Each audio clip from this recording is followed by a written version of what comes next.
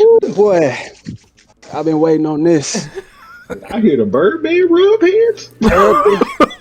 Birdman It rubbing his sounded, it hands. probably did. It probably did. Beatrice. But anyways, character of the week is a famous Capcom character who been in the game probably before all of us was born, or better yet, before all of us even had a controller. Sensei. I don't even know if this dude even has a last name, but he goes by the name of Ryu from the Street Fighter series. Now, let me tell you something about this character. I don't know how old he is, but he was fighting in the streets since, let me say, the time I picked up a Super Nintendo controller That nigga at immortal. the age of 4. That nigga immortal. At the age of 4, he has to be something. At the We don't age even of know how old 4, this nigga was. had a Super Nintendo controller.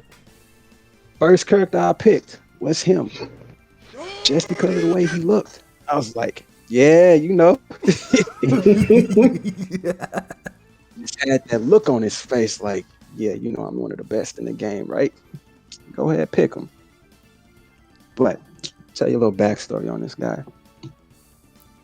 You know he's the main protagonist of Street Fighter, right? White. He spends Japanese. Nah, I mean his gi. His gi. That's what I meant. His gi. Yes, a white gi with the red gloves, with the red headband. You probably seen him in Street Fighter. You've seen him in Marvel vs. Capcom. Flapping in the wind. Yes, that was his stance. Arms folded, just looking down. Wind blows, bandana blowing with the wind. Amazing. It looked beautiful. Nice stage too, man. Crazy. But this is a character who stays focused on his training, trying to be the best, the strongest that he can. Traveling from country to country between Japan, Thailand, and India. No shoes. No shoes, barefoot, straight barefoot. What money? What money? Concrete, grass, water, mud, any type of terrain you can think of. You can walk. You'll see him walking through that motherfucker barefoot. That's probably why his kicks are so strong. It might have something to do with his kicks being so strong. Iron foot. But anyways, as a youngin, if I'm not mistaken, he was a foster kid taken in by his master, Goken, who was trained in the fighting style known as the Assassin's Fist, I'm assuming, Shotokan Karate. Yeah. AKA, which is also known as Assassin's Fist, Assassin's Arts, whichever one you want to use. Killer. And as a youngin, he was training over and over every day of the week. Then he meets his best friend, probably known by the name of Kenneth Masters. Trained with him, same fighting style. But thing about Ken was more of the wild type.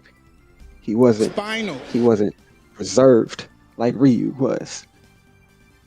So them growing up in the same dojo, training under the same master, learning all the same techniques, but it was something about Ryu that just set him apart. He was way more focused on his fighting than Ken was. Kobe Bryant of karate, man. Now, yeah, pretty much. Better yet, the Jordan of karate. Let's say the Jordan of karate, of his fighting style. Vicious focus. That type of dedication, that type of focus.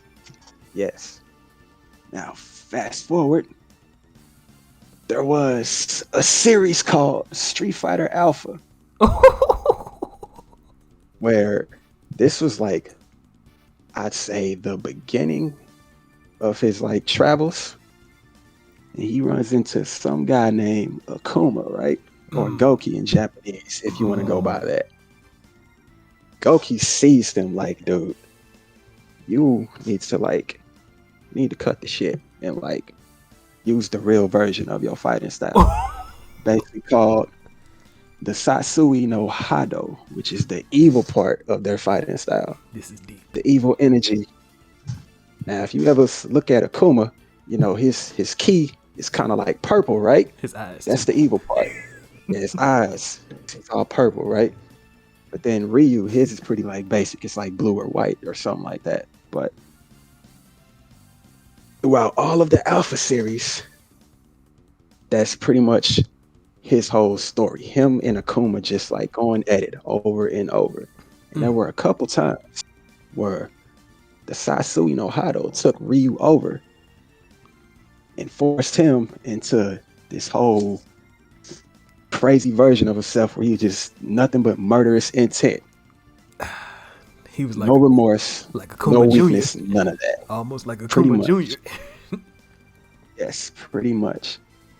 But he knew something wasn't right about that. I can't let that constantly keep happening to me. I don't want to be strong that way. Because I'm basically losing all of my humanity if I'm going that route. So, fast forward, he goes back to basic stuff, traveling the world, fighting, honing his skills, focusing on himself, trying to be the best. Now, side story. Some people who know about this character have a common misconception that he's broke. I don't think that's true. Uh-oh, answering K-Con. Throughout his travels, I'm pretty sure he's like walked through multiple cities where they were holding tournaments, and he would ended up like winning those tournaments and winning the prize money. Fight money That they call it in the games. Now, it's also his rival, Sagat, if y'all know about that guy. Dude with the eye patch and the scar. Big ass scar across the chest. Yes. Now he's like the rival who's constantly trying to chase Ryu to be, just for a little rematch. So, matter of fact, that happened in the Alpha series. If you play the game as Sagat, you get a fight against Ryu at the end. Ryu still kicks his ass though, but that's another story. So, throughout after the Alpha series, all through Street Fighter 2, 3, 4, all of that, he's basically just the same thing over and over, traveling the world, honing his skills, focus on himself, training, trying not to succumb to the dark side of his style. That balance. Yeah, trying to remain balanced and level-headed. That's my guy. That's my character right there.